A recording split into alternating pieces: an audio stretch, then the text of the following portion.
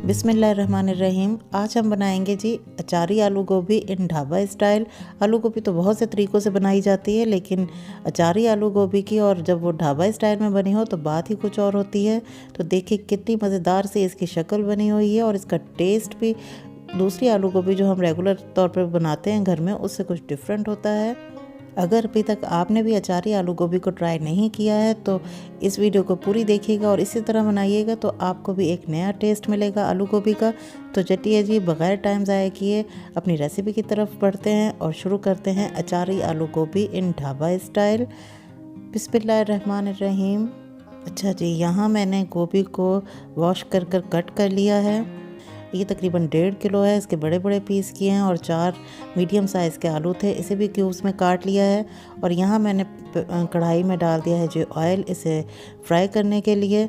तो अब हम पहले आलूओं को फ्राई कर लेंगे। अच्छा, इस बात का ध्यान रखना है कि मीडियम फ्लेम पर हमने आलूओं को फ्राई करना है ताकि इसे अच्छा सा इस पर कलर आ जाए और ये अंदर से थोड़े से पक भी जाएँ। हाफ़ कुक हमें यहीं पर कर लेने हैं। हाई फ्लेम पे नहीं करेंगे, मीडियम फ्लेम पे करेंगे तो ये तकरीबन आधे यहाँ पर गल जाएंगे। 50% आलू हमारे यहाँ पर रेडी हो जाएंगे और थोड़े से हम इसे फिर मसाले के साथ बनाएंगे। तो तकरीबन 5 से 7 मिनट लगे हैं तो आलूओं पर अच्छा सा कलर भी आ गया है और ये हाफ़ कुक हो गए हैं। यहाँ पर इसे मैंने निकाल लिया है और अब इस बाकी ऑयल में हम अपनी गोभी को भी फ्राई करेंगे। आप चाहें तो आपकी मर्ज़ी है, आप इसे और ज़्यादा ऑयल में भी डीप फ्राई भी कर सकते हैं, लेकिन मैं इसे शैलो फ्राई कर रही हूँ क्योंकि यहाँ पर देखें यह गोभी मेरी बिल्कुल डूबी हुई नहीं है ऑयल में, आधी डूबी हुई है। तो इस तरह गोभी पर भी अच्छा सा कलर आने तक इसे फ्राई करेंगे और इसे भी मीडियम फ्लेम पर ही करना है ताकि यहाँ पर गोभी भी हमारी हाफ़ कुक हो जाए।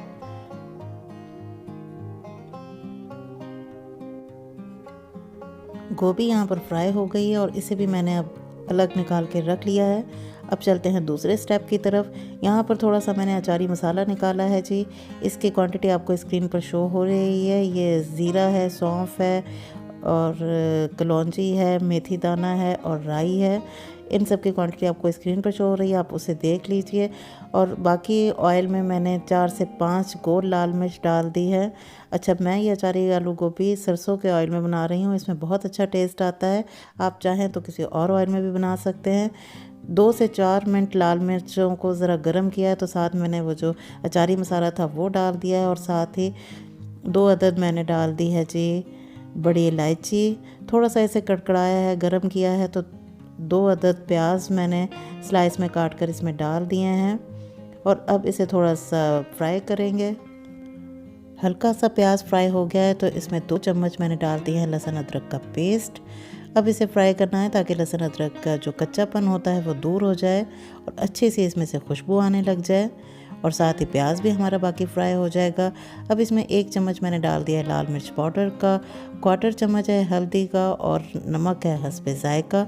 आप अपने टेस्ट के अकॉर्डिंग ऐड कीजिएगा। और ये धनिया पाउडर मैंने डाला है।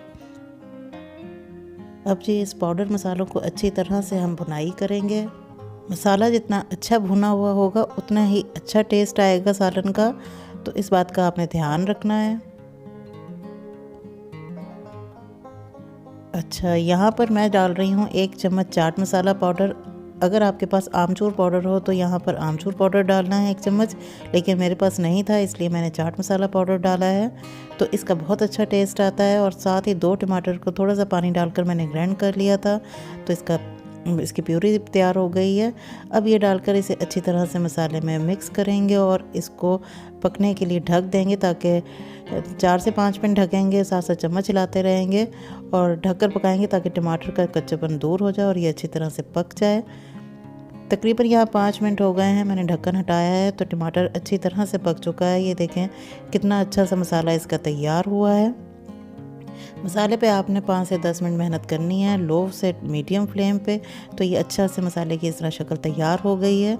तो अब इसमें जो फ्राई किए हुए आलू और गोभी था वो इसमें डाल दिया है।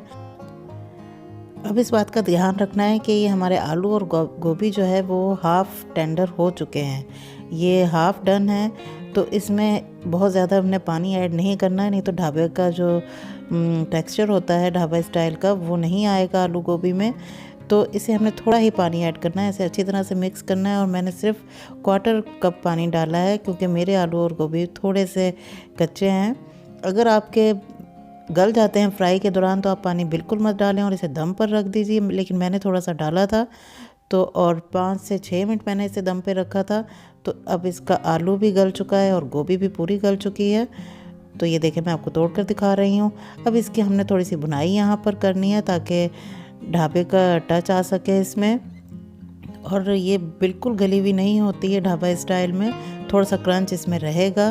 तो बहुत अच्छी सी ये हमारी तैयार हो गई है। 1/2 चम्मच मैंने इसमें गरम मसाला पाउडर इस टाइम ऐड कर दिया है और अब इसकी बुनाई कर रहे हैं। बुनाई हमने बहुत अच्छी करनी है, ऑयल सारा अलग हो जाएगा इसका और इसकी बहुत ही अच्छी सी शक्ल तैयार हो जाएगी।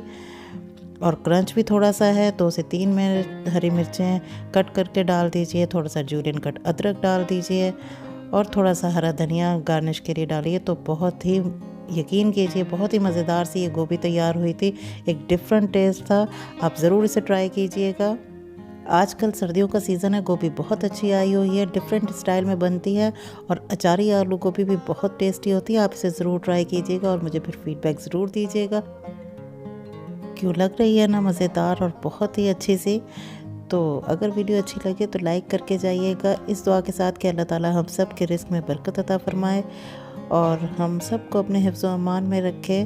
ज़िंदगी बखैर। फिर मिलूँगी किसी और नई रेसिपी के साथ, तब तक के लिए अपना और अपनी फैमिली का बहुत ज़्यादा ख्याल रखिएगा। अल्लाह हाफ़िज़।